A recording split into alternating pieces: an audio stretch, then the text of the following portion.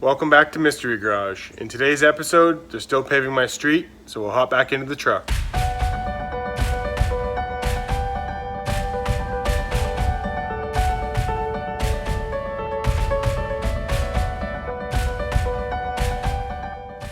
Hey everybody, welcome back to Mystery Garage.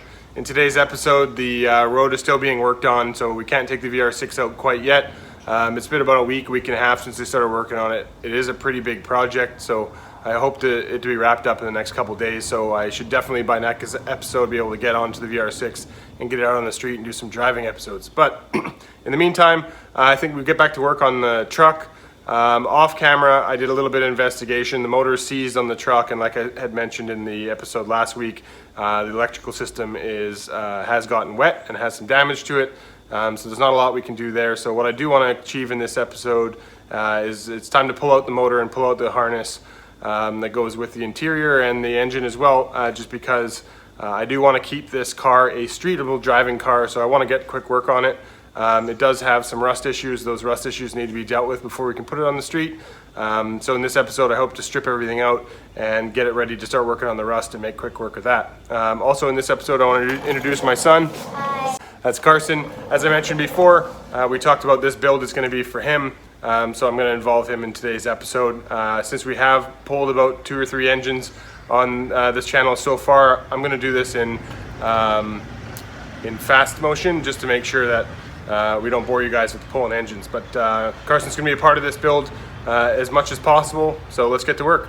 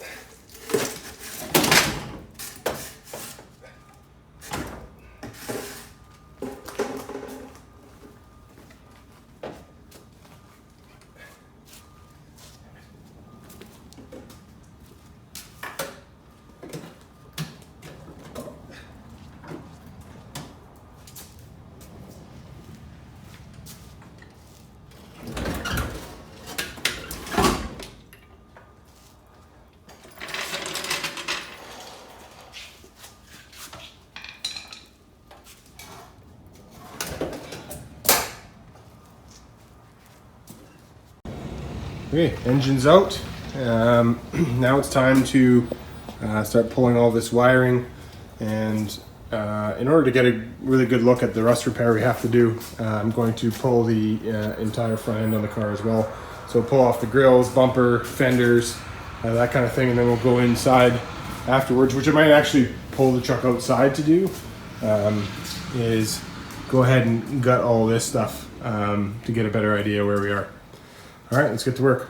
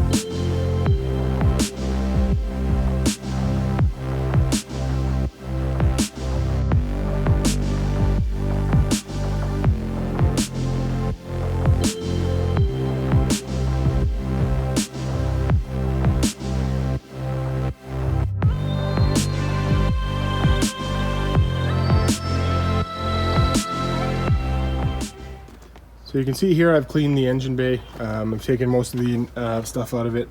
Me and the kid pulled all the heater core and the windshield wiper motor and all that sort of stuff. We also pulled all the wiring as well as inside.